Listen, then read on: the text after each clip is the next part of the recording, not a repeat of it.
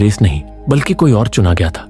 और जो 3 एस्ट्रोनॉट्स जाने वाले थे, उन्होंने तय किया था कि मिशन खत्म होने के बाद वे खुद इंजेक्शन लेकर अपनी जान दे देंगे, ताकि भूख और प्यास से तड़प कर ना मरना पड़े। नींद से जागने के बाद जब ग्रेस अपनी शिप में काम कर रहा था, तभी हैच पर दस्तक होती है। जैसे ही वो दरवाजा खोलता है, बाहर रॉकी खड़ा होता है, एक गोल बॉल जैसे कंटेनर के अंदर, ताकि वो वैक्यूम में भी जिंदा रह सके। वो तुरंत ग्रेस की शिप में आ जाता है और चारों तरफ घूमकर सब कुछ देखने लगता है। अब रॉकी ग्रेस के साथ ही रहने लगता है। वो उसके साथ काम करता है, उसे गाइड करता है और आगे की स्ट्रेटेजी बनाने में मदद करता है। दोनों मिलकर प्लान बनाते हैं कि वे टॉ सिटी स्टार के उस ग्रह तक जाएंगे जहां एस्ट्रोफेज बन रहे हैं, और वहां से सैंपल्स लेकर पता लगाएंगे कि ये उस तारे को क्यों नहीं खा रहे।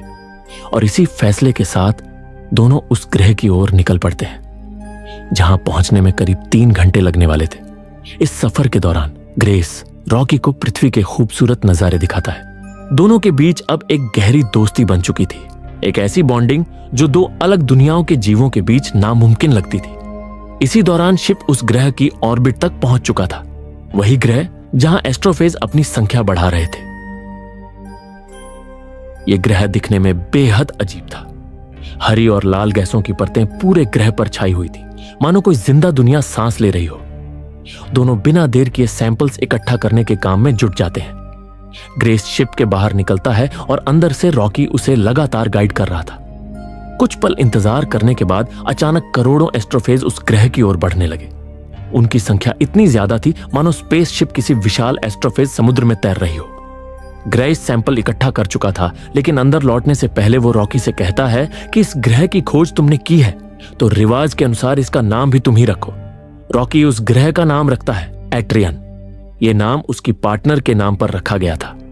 शिप के अंदर लौटते ही ग्रेस तुरंत दोनों सैंपल्स की टेस्टिंग शुरू करता है, लेकिन तभी उसे कुछ बेहद अजीब पता चलता है। जितने एस्ट्रोफेज ग्रह पर आबादी बढ़ाने आ रहे थे, लगभग उतने ही वापस जा रहे थे, बल्कि लॉजिकली तो लौटते समय उनकी संख्या 2 गुनी होनी चाहिए थी। ग्रेस सोच में पड़ जाता है, या तो ये इस हरे ग्रह पर रिप्रोड्यूस नहीं कर पा रहे, या फिर कोई चीज इन्हें यहां खत्म कर रही है। ग्रेस और रॉकी जितना इस पहेली को सुलझाने की कोशिश कर रहे थे, उतने ही गहरे सवाल सामने आते जा रहे थे। जब ग्रेस सैंपल्स को माइक्रोस्कोप में देखता है तो उसके होश उड़ जाते हैं। उन सैंपल्स में एस्ट्रोफेज के अलावा कुछ और भी था, एक अलग तरह की माइक्रोस्कोपिक एलियन लाइफ फॉर्म जो उन्हीं सैंपल्स के अंदर मौजूद थी। ग्रेस तुरंत रॉकी को बताता है कि इसका मतलब साफ है, एट्रियन ग्रह पर जीवन मौजूद है। दोनों अब भी इस खोज को समझ ही रहे थे कि अचानक रॉकी उत्साह में बोलने लगता है, मैं समझ गया, मैं सब समझ गया। ग्रेस के पूछने पर रॉकी बताता है कि एट्रियन पर मौजूद यही माइक्रोस्कोपिक लाइफ एस्ट्रोफेज को मार रही है। इसीलिए जब एस्ट्रोफेज वापस जाते हैं तो उनकी संख्या बढ़ी हुई नहीं होती। अब दोनों समझ चुके थे कि इसी ग्रह की माइक्रोस्कोपिक लाइफ फॉर्म ने एस्ट्रोफेज की आबादी बढ़ने ही नहीं दी, और यही कारण था कि टॉ सिटी तारा अब तक मर नहीं रहा था। रॉकी जोश में कहता है, ग्रेस, अगर हम इस ग्रह के माइक्रोस्कोपिक लाइफ को अपने साथ ले जाए तो हम अपनी दुनियाएं बचा सकते हैं। लेकिन परेशानी यह थी कि उन माइक्रोबियल लाइफ फॉर्म्स को पकड़ने के लिए उन्हें ग्रह के एटमॉस्फेयर में जाना पड़ता, और उनका शिप वहां टिक नहीं सकता था। तभी रॉकी कहता है, इसका हल मेरे पास है। मैं एक बेहद लंबी चेन बनाऊंगा और उसके आखिरी सिरे पर सैंपल कलेक्टर डिवाइस लगाकर बादलों में छोड़ दूंगा। फिर हम उन माइक्रोब्स को ऐसे पकड़ेंगे जैसे समुद्र में मछली पकड़ी जाती है। रॉकी तुरंत काम पर लग जाता है और कुछ ही समय में एक विशाल चेन तैयार कर देता है। इसके बाद रॉकी कैमरा की तरफ देखकर पृथ्वी वालों से कहता है, हमने तैयारी कर ली है, बहुत जल्द हम एस्ट्रोफेज को मारने वाली लाइफ फॉर्म पकड़ लेंगे। लेकिन जब पृथ्वी से कोई जवाब नहीं आता तो ग्रेस मुस्कुराकर उसे समझाता है, यह सिर्फ वीडियो रिकॉर्डर है, हम इतनी दूर से डायरेक्ट बात नहीं कर सकते। मैं इस मिशन की सारी जानकारी एक छोटे प्रोब में भरकर पृथ्वी भेजूंगा ताकि वो अपने सूरज को मरने से बचा सके। रॉकी कुछ पल चुप रहता है, फिर पूछता है, तुम खुद पृथ्वी जाकर यह जानकारी क्यों नहीं देते? तभी ग्रेस भारी आवाज में सच बताता है, यह 1 वे मिशन था, मैं वापस घर नहीं जा सकता। मिशन खत्म होने के बाद कुछ समय तक जिंदा रहूंगा, फिर खुद अपनी जिंदगी खत्म कर दूंगा। यह सच्चाई सुनकर रॉकी बिल्कुल खुश नहीं था, वो ऐसा हरगिज नहीं चाहता था। रॉकी तुरंत पूछता है, तुम्हें वापस घर जाने के लिए कितना एस्ट्रोफेज चाहिए? ग्रेस बताता है 20 लाख किलोग्राम। कुछ पल सोचने के बाद रॉकी कहता है, मैं तुम्हें इतना एस्ट्रोफेज दे सकता हूं, बस मैं अपने घर 6 साल देर से पहुंचूंगा, लेकिन मैं तुम्हें यहां मरने के लिए नहीं छोड़ूंगा। ग्रेस की आंखें भर आती हैं। वो भावुक होकर रॉकी को गले लगा लेता है और उसकी बात मान लेता है। फ्लैशबैक में पता चलता है जब ग्रेस और उसकी टीम एस्ट्रोफेज की प्रोडक्शन कर रही थी, तभी एक विनाशकारी धमाका हुआ, इतना बड़ा कि उसकी शॉक वेव्स कई किलोमीटर दूर तक महसूस हुई। एस्ट्रोफेज एक बेहद ज्वलनशील फ्यूल था, इसीलिए वो हादसा हुआ। अब रॉकी और ग्रेस माइक्रोबियल लाइफ फॉर्म को पकड़ने के मिशन पर निकल चुके थे। ग्रेस शिप को पायलट करते हुए ग्रह के एटमॉस्फेयर के बेहद करीब ले जाता है और रॉकी बिना देर के चेन नीचे छोड़ देता है। जैसे ही सैंपल कलेक्टर बादलों में गया, रॉकी ने उसे एक्टिवेट कर दिया, लेकिन उसे वापस खींचने के लिए ग्रेस को बाहर जाकर मैन्युअली काम करना था। ग्रेस जैसे ही बाहर पहुंचा, बाहर का नजारा देखकर उसकी सांसें तेज हो गईं। शिप अब ग्रह के गुरुत्वाकर्षण के असर में आने लगा था। ग्रेस ने बिना देर किए कलेक्टर को अपनी तरफ खींचा और तेजी से लौटने लगा, मगर अब शिप ग्रह के बेहद करीब पहुंच चुका था और उसके हिस्से टूटने लगे थे। उन्हीं में से एक टुकड़ा ग्रेस से टकराया और सैंपल कलेक्टर उसके हाथ से छूटकर नीचे फंस गया। रॉकी तुरंत चिल्लाया, सैंपल छोड़ो और वापस आओ, लेकिन ग्रेस कूद पड़ा और बड़ी मुश्किल से कलेक्टर हासिल करके वापस अंदर लौट आया। अब हालत और भी खराब हो चुकी थी। शिप लगभग एटमॉस्फेयर में घुस चुका था। ग्रेस ने तुरंत फुल थ्रस्ट पर इंजन्स चालू किए और गुरुत्वाकर्षण को चीरता हुआ बाहर निकल आया। दोनों अब भी राहत की सांस ही ले रहे थे कि तभी फ्यूल टैंक में छेद हो गया। एस्ट्रोफेज इतनी तेजी से बाहर निकलने लगे कि पूरा शिप पागलों की तरह घूमने लगा। सेंट्रीफ्यूगल फोर्स इतनी बढ़ गई कि उंगली तक हिलाना मुश्किल हो गया। ग्रेस ने किसी तरह लीक टैंक को जहाज से अलग किया, लेकिन दबाव इतना था कि वो बेहोश होने लगा। उसने रिवर्स रोटेशन चालू करने की कोशिश की, मगर बटन दबा नहीं पाया और बेहोश हो गया। रॉकी ये सब देख रहा था।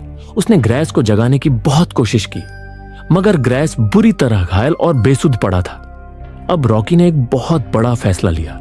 उसने अपना प्रोटेक्टिव ग्लास तोड़ दिया और बाहर निकल आया। उसने रिवर्स रोटेशन चालू की, फिर ग्रेस को घसीटता हुआ मेडिकल चैम्बर तक ले गया, जहां रोबोट सिस्टम ने तुरंत उसका इलाज शुरू कर दिया। लेकिन रॉकी इस वातावरण में जिंदा नहीं रह सकता था। उसके शरीर से गाढ़ा सफेद धुआं निकलने लगा और वो लड़खड़ाकर वहीं गिर पड़ा। फ्लैशबैक में पता चलता है एस्ट्रोफेज प्रोडक्शन फैसिलिटी के धमाके में मिशन पर जाने वाला साइंस ऑफिसर मर गया था। इसीलिए एवा ने ग्रेस को भेजने का फैसला लिया था, लेकिन ग्रेस जाने के लिए बिल्कुल तैयार नहीं था। कुछ समय बाद जब ग्रेस को होश आया तो उसने देखा पूरे शिप पर काले धब्बे फैले हुए थे जो रॉकी के शरीर से निकले थे। जब वो उन निशानों के पीछे गया तो सामने रॉकी पड़ा था। जिंदा तो था, लेकिन बेहद बुरी हालत में। ग्रेस ने उसे बचाने के लिए तुरंत एक हीट लैंप बनाया ताकि शायद गर्मी से वो ठीक हो जाए। लैपटॉप पर रॉकी का आखिरी मैसेज चल रहा था, जिसमें वो पृथ्वी और अपने ग्रह एरिड को बचाने की बात लिख गया था। ग्रेस ने बिना वक्त गंवाए कलेक्टेड सैंपल्स पर टेस्ट शुरू किया और जब उसने माइक्रोबियल लाइफ को एस्ट्रोफेज के साथ मिक्स किया तो कुछ हैरान कर देने वाला हुआ। उस माइक्रोबियल लाइफ ने एस्ट्रोफेज को पूरी तरह खत्म कर दिया। ग्रेस को आखिरकार समाधान मिल चुका था। ग्रेस ने रॉकी से कहा, मैंने इस माइक्रोबियल लाइफ का नाम टाउमीबा रखा है। हाँ, मुझे पता है तुम इस नाम को बेकार कहोगे, मगर फिलहाल यही रहने देते हैं। वो आगे कहता है, टाउमीबा को मैं पृथ्वी तो भेज दूंगा, लेकिन तुम्हारे ग्रह तक ये कैसे पहुंचेगा ये सिर्फ तुम जानते हो, इसलिए जाग जाओ। मगर रॉकी की तरफ से कोई जवाब नहीं आया। वो बिल्कुल भी नहीं हिल रहा था। ग्रेस वहीं थक कर सो गया। अगली सुबह जब उसकी आंख खुली तो सामने रॉकी बिल्कुल सही सलामत खड़ा था। उसे देखते ही ग्रेस ने उसे गले लगा लिया। रॉकी ने पूछा, क्या हमें एस्ट्रोफेज को मारने वाला शिकारी मिल गया? ग्रेस ने मुस्कुराकर हाँ में जवाब दिया। अब दोनों अपने घर लौट सकते थे। इस खुशी में दोनों ने साथ बैठकर जश्न मनाया। अपनी अपनी मंजिल पर निकलने से पहले ग्रेस ने रॉकी को एक लैपटॉप गिफ्ट किया जिसमें पूरी मानव जाति और पृथ्वी की जानकारी मौजूद थी। ये तोहफा पाकर रॉकी बेहद खुश हो गया और बोला, मैं तुम्हें कभी नहीं भूलूंगा। मैं तुम्हारे लिए कुछ नहीं लाया। ग्रेस हंसकर बोला, क्यों ना तुम मुझे अपना स्पेस शिप अंदर से दिखाओ, वही मेरा गिफ्ट होगा। रॉकी के बनाए एक खास स्पेस सूट को पहनकर ग्रेस उसके स्पेस शिप में दाखिल हुआ और अंदर का नजारा देखकर उसके होश उड़ गए। उसी पल उसे फिर एक फ्लैशबैक आया। फ्लैशबैक में ग्रेस ईवा के ऑफिस में बैठा था और इस मिशन पर जाने से साफ इनकार कर रहा था। मगर ईवा भावुक होकर कहती है, तुम्हें जाना ही पड़ेगा ग्रेस। अगर तुम नहीं गए तो अगले 30 सालों में दुनिया की आधी आबादी खत्म हो जाएगी। लेकिन ग्रेस तब भी नहीं माना और जाने लगा। अब एवा के पास कोई दूसरा रास्ता नहीं बचा था। उसने गार्ड्स को बुलाकर ग्रेस को पकड़वा दिया और उसे जबरदस्ती कोमा में डालकर मिशन पर भेज दिया। अब अलविदा कहने का समय आ चुका था। ग्रेस और रॉकी ने आखिरी बार एक दूसरे से बात की, फिर हमेशा के लिए गुड बाय कहकर अपने अपने रास्ते निकल गए। अब ग्रेस को पृथ्वी पहुंचने में 4 साल और 2 महीने लगने वाले थे। वो सोने चला गया, मगर कुछ ही देर बाद इमरजेंसी अलार्म से उसकी आंख खुल गई। शिप पर किसी तरह का संक्रमण फैल रहा था। ग्रेस ने तुरंत टाउमीबा के सैंपल्स निकाले और माइक्रोस्कोप में चेक किया। परिणाम बेहद निराशाजनक थे। दरअसल इन टाउमीबा माइक्रोब्स को जेनोनाइट से बने कंटेनर्स में रखा गया था, जो रॉकी ने बनाए थे। लेकिन टाउमीबा उन जेनोनाइट कंटेनर्स के आर पार जा सकते थे। ग्रेस ने जल्दी से बाकी सैंपल्स को प्लास्टिक बैग्स में सील कर दिया ताकि वो बाहर ना निकल सके। लेकिन सबसे डरावनी बात अभी बाकी थी। रॉकी का पूरा शिप ही जेनोनाइट से बना हुआ था, यानी टाउमीबा उसके पूरे शिप में लीक हो चुके होंगे और उसके फ्यूल यानी एस्ट्रोफेज को खा जाएंगे। मतलब रॉकी कभी अपने घर नहीं पहुंच पाएगा। धीरे धीरे उसके शिप का लाइफ सपोर्ट खत्म हो जाएगा और अगर उससे बच भी गया तो रेडिएशन उसे मार डालेगा। ग्रेस समझ चुका था रॉकी कुछ ही समय में दर्दनाक मौत मरेगा और उसका ग्रह भी तबाह हो जाएगा। अब ग्रेस के सामने 2 रास्ते थे, या तो वो खुद घर लौट जाए या फिर रॉकी को बचाए।